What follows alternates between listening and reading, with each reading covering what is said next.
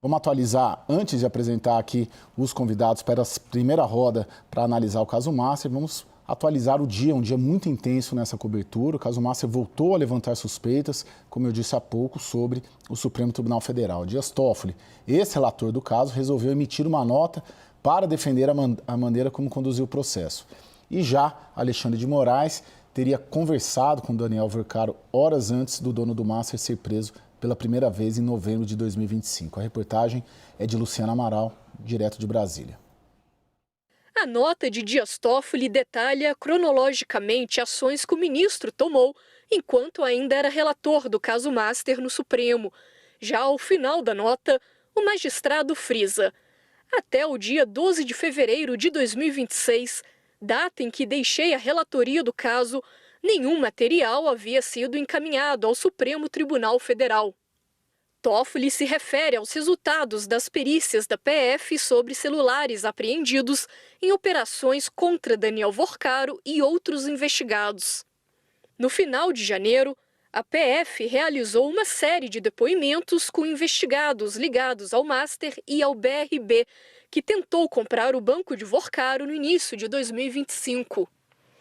Toffoli diz que nestes depoimentos a PF fez referência a materiais colhidos em celulares e que as defesas dos investigados alegaram que não haviam tido acesso a essas provas pelos autos do processo. Alguns depoimentos previstos para esta rodada foram adiados pela PF após as defesas apontarem que não tiveram acesso total à investigação. Toffoli deixou o caso depois de a PF encaminhar ao presidente do STF, Edson Fachin, um relatório com cerca de 200 páginas apontando relações entre Vercaro e Toffoli, jogando suspeitas sobre o ministro. O documento incluía mensagens extraídas de aparelhos apreendidos, como conversas entre Vercaro e seu cunhado, Fabiano Zettel, sobre pagamentos à empresa Marit, que atua no ramo imobiliário e da qual Toffoli é sócio. Fachin não acolheu o relatório, mas, diante de uma crise sobre o Supremo, todos os ministros da corte entraram em consenso junto a Toffoli para que ele deixasse a relatoria do caso. Nesta semana, Vercaro voltou à prisão por ordem de André Mendonça, que sucedeu Toffoli na relatoria. O ministro acolheu um pedido da PF baseado em uma série de mensagens do banqueiro que apontam que o dono do Master faria pagamentos mensais a uma espécie de milícia para intimidar adversários, críticos e jornalistas. Desde a volta de Vercaro à prisão por ordem de Mendonça na quarta-feira, mensagens do dono do Master que expõem suas relações com autoridades, banqueiros e empresários começaram a vazar à imprensa. Ministros do STF também foram citados, o que trouxe de novo o Supremo para o centro das suspeitas envolvendo o caso Master. Segundo o jornal o Globo, Vercaro trocou mensagens com o ministro Alexandre de Moraes no dia em que foi preso pela primeira vez, em 17 de novembro de 2025. Na conversa, de acordo com o jornal, Vercaro pergunta a Moraes: alguma novidade? Conseguiu ter notícia ou bloquear? Moraes teria respondido a Vercaro apenas com mensagens de visualização única, que não permitem que a conversa fique registrada. Em nota, o STF afirmou que uma, abre aspas, análise técnica, fecha aspas, sobre o celular de Vercaro apontou que as conversas em visualização única não correspondem ao contato do ministro Alexandre de Moraes. Ao decretar a nova prisão de Vercaro, Mendonça lamentou a PGR não ter se manifestado favoravelmente ao retorno do banqueiro ao regime fechado, como pedido pela PF. A Procuradoria havia alegado ter recebido um prazo curto para avaliar a questão. Nesta sexta-feira, nos autos do processo, o procurador-geral Paulo Gonet se manifestou sobre a crítica de Mendonça. Em resposta, Gonet disse que a PGR não pode ser imponderada em suas ações, ainda mais quando o assunto é a prisão cautelar de investigados. Vamos lá agora sim apresentar os convidados desta noite para essa primeira roda de análise da política brasileira. O advogado Gustavo Sampaio, professor de Direito Constitucional da Universidade Federal Fluminense. Bem-vindo, professor. Boa noite, Caio. Boa noite, Jussara. Boa noite, professor Leonardo. Boa noite a todos. Boa noite, meu caro. Também o cientista político Leonardo Barreto, sócio da consultoria Think Policy. Bem-vindo, Léo. Obrigado, Caio. Obrigado pelo convite. Um abraço aí a todos da bancada. E a Jussara Soares, minha amiga repórter analista lá de Brasília. Jussara, bem-vinda. Boa noite a todos. Vamos lá, professor Gustavo. Se fosse, a gente tem de um lado uma acusação grave de que o Daniel Vercaro teria passado mensagens para o Alexandre de Moraes no dia da prisão. E do outro lado, a gente tem agora a nota há pouco, 24 horas depois, do próprio Alexandre de Moraes dizendo que não tem nada disso. Se fosse uma empresa, ou se fosse um governo, se fosse em qualquer lugar, o recomendável não seria ou uma licença, um afastamento, até que se apure tudo e a veracidade dos fatos ou não? De fato, Caio, numa empresa, no setor privado, dentro dessas regras contemporâneas de compliance, é o que se recomendaria. Mas aqui também nós estamos falando da mais alta Corte Judiciária da República e são exatamente eles, seus integrantes, os juízes que estão na ponta extrema do sistema de freios e contrapesos no Brasil. Então, toda cautela é necessária. O que nós temos, em verdade, é a contraposição de alegações. Alegações que decorreram das provas extraídas das conversações de Vercaro com outras pessoas, em que ele menciona nomes de grandes autoridades da República, e supostas conversas de Vercaro por escrito com autoridades da República, e, de outro lado, o ministro do Supremo Tribunal Federal, que obtém uma nota do Supremo Tribunal Federal, que não foi sequer do próprio ministro, atestando que, segundo o juiz, essas alegações todas são impertinentes. Então, na verdade, Caio, o caso é gravíssimo, é de máxima gravidade. Eu tenho dito, e não economizo as palavras nesse sentido, essas operações Compliance Zero e outras daí decorrentes envolvendo o Banco Master podem ser um divisor de águas, representar alguma coisa muito mais grave e de muito maior repercussão do que representou 10, 12 anos atrás a Operação Lava Jato, pode ser uma pedra angular, um ponto de virada na história recente da República Nova no Brasil. Todavia, toda cautela é necessária. De maneira que o que se tem que fazer agora é a mais profunda investigação. É preciso fazer o que o ministro André Mendonça tem feito na regência da supervisão dessas investigações. O que vem a ser deixar a Polícia Federal trabalhar com toda a liberdade, com toda a envergadura, com toda a profundidade. Daí surgirão as provas necessárias para a cidadania brasileira conhecer a verdade dos fatos. Porque nos basearmos apenas no que foi revelado a partir do telefone celular de Vercaro para culpabilizar autoridades não é o suficiente. É preciso ir a fundo para termos esse contraditório de provas a ponto de que a verdade apareça, Caio.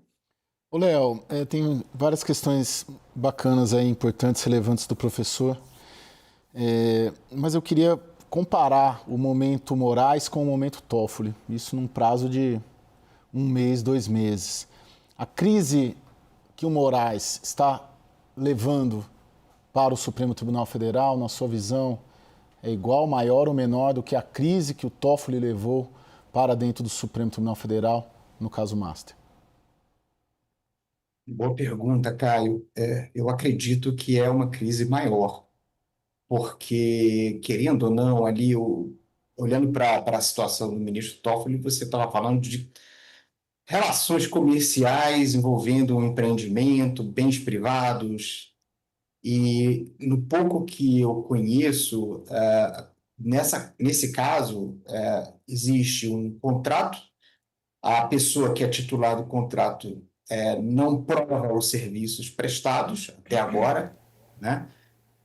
E há uma suspeita de que esses serviços, na verdade, eles são desempenhados pelo ministro, né? E isso traz uma situação que, para mim, é pavorosa de pensar, que é, se há, né, esse contrato, pode haver outros, né? outros ministros podem estar tocando, isso é um procedimento comum. Eu acho que isso traz questões para a gente escapar do noticiário factual, né? Enfim, se fulano é culpado ou não. E eu acho que traz questões institucionais muito importantes, como o professor Sampaio disse. E acho que a primeira delas é a seguinte: que controle que existe, né? Assim, que segurança que nós temos que hoje ministros da Suprema Corte, do STJ ou de outros tribunais não militam privadamente para clientes, né? Utilizando o Estado como se fosse seu patrimônio, né? Eu acho que isso traz uma questão muito séria, inclusive, né, pedindo licença para o professor Sampaio, que sempre é mais ponderado do que eu, da gente descobrir se a gente tem no STF, né? Porque é incrível que nós, voltando à sua primeira pergunta, não era mais adequado que o ministro se afastasse, mas quem pode afastar o ministro? Hoje eu tive a curiosidade de ir no chat GPT, o Gemini, enfim, perguntar: o ministro André Mendonça pode mandar prender o ministro Alexandre de Moraes? E não pode. E se não existe instituição acima dos ministros, a gente tem que se perguntar se existe instituição. Ou o STF é uma ficção, apenas um lugar, né, onde a gente tem 11 detentores, né, de poder absoluto que vão para lá fazer negócio. Eu acho que hoje essa é uma questão que a sociedade brasileira precisa responder. Jussara, o professor já vai responder isso, estava aqui inclusive no meu roteiro, essa questão do processo criminal, né, professor? A gente inclusive durante a semana falamos sobre isso, pelo WhatsApp, tirando essas dúvidas, né, porque a gente está vivendo um momento inédito de uma apuração ou de suspeitas de corrupção por parte de ministro da Suprema Corte. Mas só antes, para colocar a Jussara, professor, já vou com o senhor, eu queria te ouvir, Jussara, sobre como a política está enxergando o caso Moraes. Eles colocam no mesmo patamar do Toffoli ou subiu o tensionamento, aumentou o tensionamento? Qual que é a situação política hoje em Brasília do Alexandre de Moraes? É de blindagem ou é de repente, vão soltar essa mão? Olha, Caio, são muitas frentes a análise desse caso do ministro Alexandre de Moraes. Pelo lado da oposição, por exemplo, da direita, que sempre criticou Alexandre de Moraes, pega esse caso especificamente para dizer, olha, sempre dissemos que essa conduta não estava correta. Então, de alguma forma, a oposição se empodera nas críticas que já fez a Alexandre de Moraes, que ganhou todo o destaque desde que assumiu o relatório do processo das fake news lá atrás, depois também com a tentativa do golpe de Estado, foi relator do plano de golpe de Estado. Então, tudo isso tinha essa imagem ali de Alexandre de Moraes, como você disse, um herói da capa em defesa da democracia. Quando há essa exposição do ministro, há também não apenas uma fragilidade da própria imagem dele, como também na imagem do próprio Supremo Tribunal Federal. Porque hoje Alexandre de Moraes é o vice-presidente do STF. E durante todo esse processo do plano de golpe e também começando lá atrás no processo de fake news, Alexandre de Moraes ganhou o respaldo dos seus pares. A gente lembra que o STF sempre foi fragmentado e diante dos ataques à corte, a Suprema Corte, né, os ministros acabaram se unindo e muito empoderando o Alexandre de Moraes. Agora, internamente, a situação em que Alexandre de Moraes está, ela é considerada, assim, mais grave que do ministro Dias Toffoli, até pela essa posição mesmo que ele assumia. E agora à noite veio essa manifestação do ministro negando que tenha conversado com Vorcaro, que aquelas mensagens não eram para ele, mas fato, Caio, é que a nota do ministro não é o suficiente para tirar todas as dúvidas. O que eu percebo em Brasília, de modo geral, e eu já te devolvo, é que há muito questionamento sobre o que foi revelado pelo jornal o Globo, mostrando que o cruzamento do que foi escrito por Daniel Vorcaro no seu bloco de notas e a mensagem supostamente enviada ao ministro, se isso realmente é o que ocorreu ou essa negativa. Fato é que esses dados ainda estão em sigilo, mas é preciso avançar mais. Não dá para ficar apenas com a nota do ministro Alexandre de Moraes. Professor, como que seria um processo criminal contra um ministro do Supremo? Tecnicamente falando, não estou falando que isso vai acontecer ou que isso deve acontecer, mas pelo seu ineditismo, Como que isso funcionaria na prática? Se o ministro, eu não quero entrar no caso concreto, mas já entrando, né? Se tiver algum indício robusto por parte de qualquer ministro do Supremo nessa investigação, como que seria esse processo? Caio, como o nosso tempo de tela na televisão é sempre muito curto, não é? Eu vou fazer memória do que eu falei agora no começo. O Supremo Tribunal Federal é a ponta extrema do sistema de freios e contrapesos. O que eu quero dizer com isso? No Brasil, país de jurisdição una, país que concentra toda a função jurisdicional no Poder Judiciário, diferentemente do que acontece na Europa continental, o Poder Judiciário já é o poder de controle de legalidade. Já é aquele poder que tem autoridade para dizer o que está certo ou errado na dinâmica dos outros poderes. Dentro do Poder Judiciário, o Supremo Tribunal Federal é a ponta extrema desse controle, é a Corte Suprema. Então, respondo à tua questão. Diferentemente do que acontece com outros 18 mil juízes de direito, juízes federais, juízes do trabalho, desembargadores de tribunais de apelação e até ministros dos tribunais superiores, e a lógica do Poder Judiciário, da Constituição da República, é que um juiz goze de prerrogativa de foro sempre num tribunal acima da esfera judiciária dele. No caso dos juízes do Supremo Tribunal Federal, o artigo 102, inciso 1º, a linha B da Constituição é claríssimo. A quem compete julgar por crime comum, Caio, um ministro do Supremo Tribunal Federal, o próprio ministro, o próprio Supremo Tribunal Federal. No regimento interno da Corte, quem dentro do Supremo Tribunal? O plenário, o conjunto dos 11 juízes do tribunal. Então, somente o Supremo Tribunal julga por crime comum juiz do Supremo Tribunal. Precedente na história republicana, nenhum. Outra hipótese constitucional, essa vem do artigo 52, inciso 2º, que também responde à segunda metade do teu questionamento. Por crime de responsabilidade, quem julga ministro do Supremo Tribunal Federal?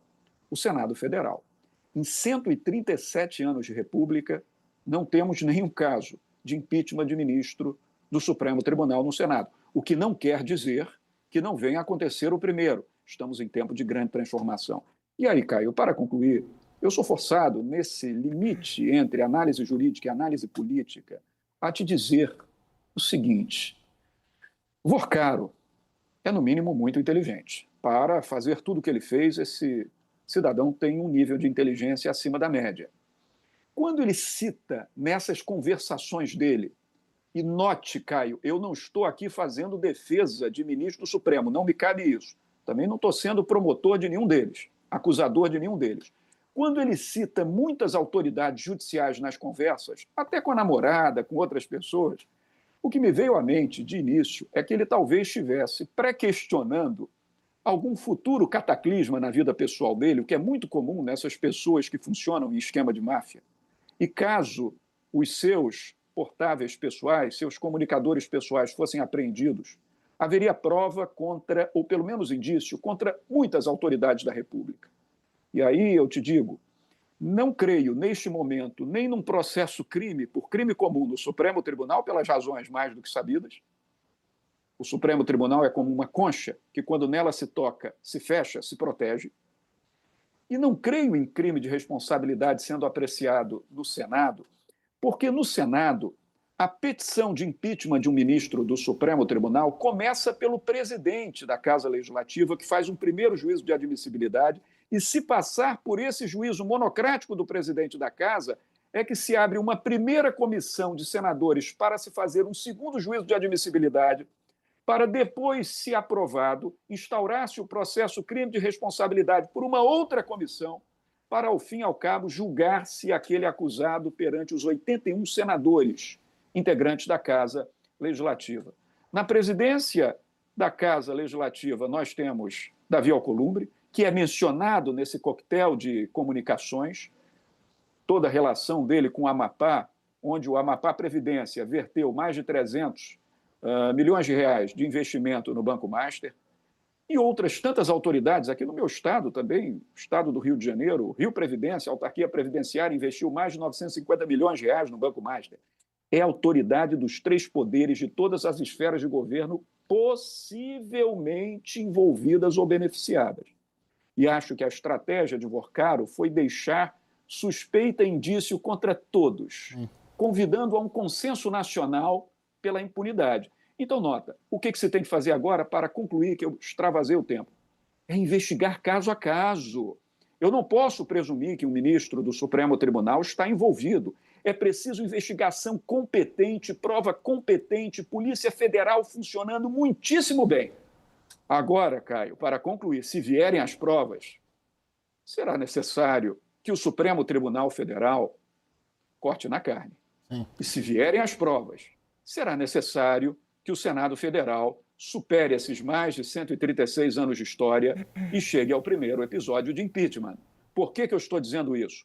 Porque aqui nós temos um papel fundamental de alguém que não pode dormir, cochilar nem um segundo. Sabe quem é, Caio? A imprensa brasileira, que precisa, na sua liberdade democrática de informar, permanecer atenta e vigilante, custodiando todo o andamento dessas investigações, para que haja revelação da verdade e, doa quem doer, um consenso nacional pressionando as instituições do poder constituído para que elas funcionem. Senão, Caio, a República jamais será República, a verdade jamais será verdade, e nós jamais realizaremos o que tanto a Constituição diz nos seus termos, que todos são iguais perante a lei e que todos são sujeitos à autoridade da lei. Caio.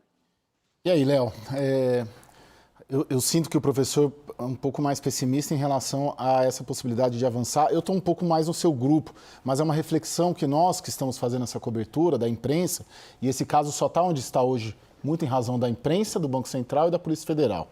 Isso precisa ser dito e lembrado sempre. Eu tenho minhas dúvidas reais até que ponto o sistema vai conseguir expurgar. Mas especificamente, Leonardo, te perguntando sobre o Supremo Tribunal Federal, ele teria talvez chegado num ponto de não retorno dessa crise, a ponto de ali na frente ter que depurar, seja por um processo jurídico, caso haja provas, seja num processo político pelo Supremo Tribunal Federal? O Supremo chegou no não retorno? Olha, Caio, falar de fundo do poço no Brasil é muito difícil, né? Agora, eu acho que a gente tem duas opções, né? De forma simplificada.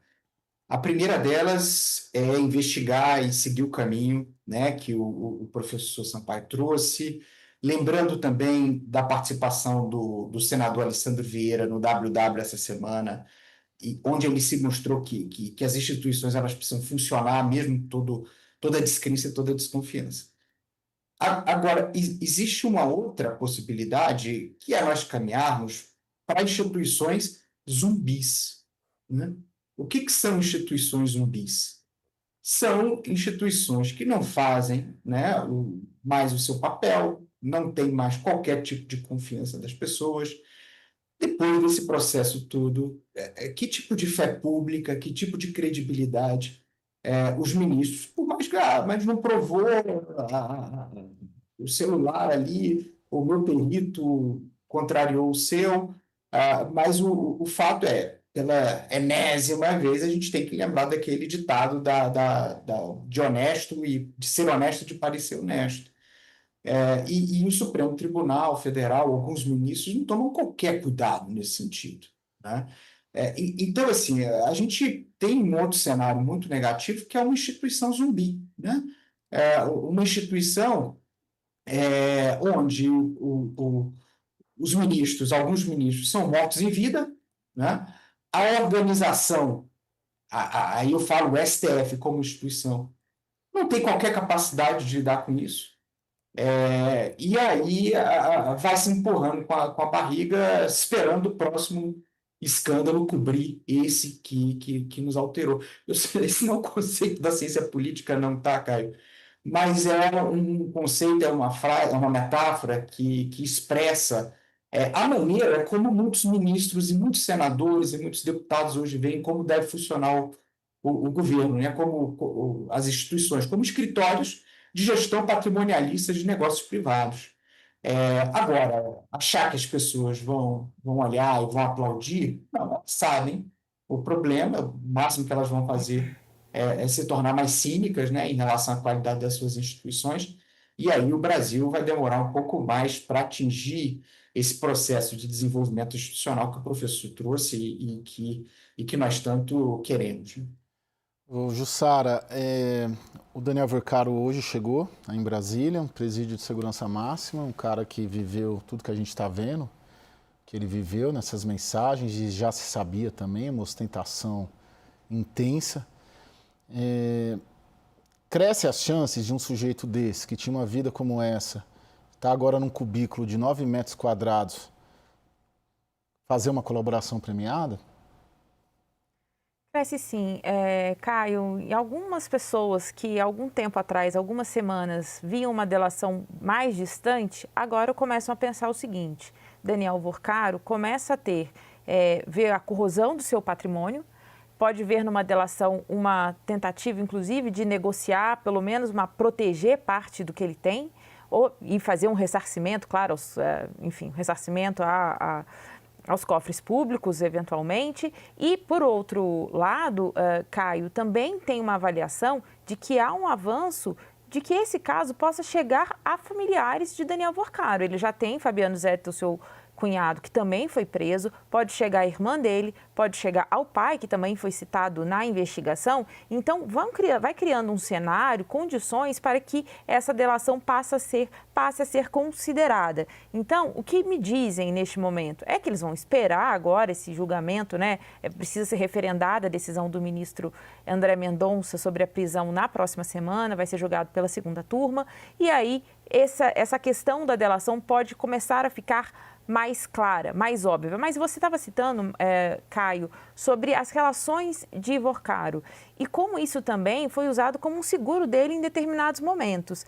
As mensagens, a gente lendo todas as mensagens ao longo dos últimos dias, dá para ver que ele vai citando ali as relações deles com autoridades, senadores, e ele fala, tem um trecho que me chamou muita atenção, foi quando ele foi discursar no evento jurídico em Londres, e ele relata para a namorada assim: olha, euzinho discursando todos os ministros, e ele fala: olha que loucura. Sim, é uma loucura. E como ele conseguiu esse acesso? Foi o dinheiro que pôs ele nesses palcos para falar com essas autoridades que hoje estão aí, que vão ter que julgar ele em alguns momentos. Só para lembrar que nesse fórum que teve em Londres participaram o ministro Dias Toffoli, o ministro Alexandre de Moraes e também o ministro Gilmar Mendes, além do próprio Procurador-Geral da República, Paulo Gonet. Então, para além do que for julgado agora, qual vai ser o desdobramento disso, se vai realmente, de fato, ficar comprovado um vínculo de Vercaro com o ministro Alexandre de Moraes, o fato é que,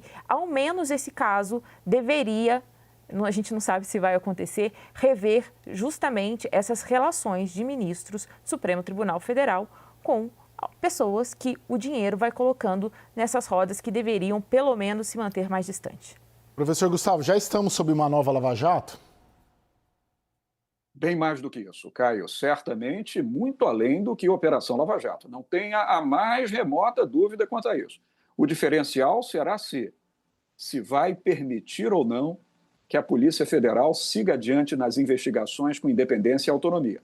Eu acredito na prudência, na qualidade judicial do ministro André Mendonça, que assumiu a relatoria. Sempre lembrando que a Polícia Federal é órgão do Poder Executivo, não do Poder Judiciário, mas ela sofre a supervisão investigativa pelo Poder Judiciário em razão da reserva de alguns atos que são entregues ao próprio Poder Judiciário.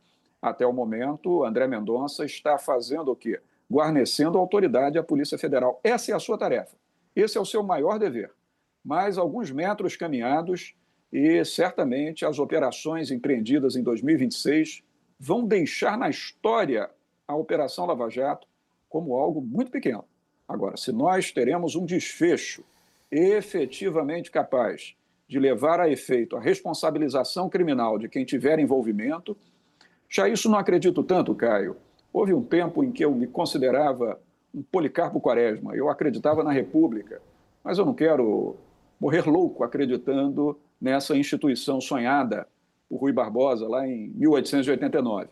É preciso que as coisas se provem reais para acreditarmos nela, e é dever das instituições fazer a República valer. Então, acredito que o Brasil, com essas operações, muito além da Operação Lava Jato, mas muito além, está diante do seu grande desafio, mostrar para a cidadania brasileira que as nossas instituições realmente existem, Caio. Ô, Léo, para finalizar, vou te pedir brevidade.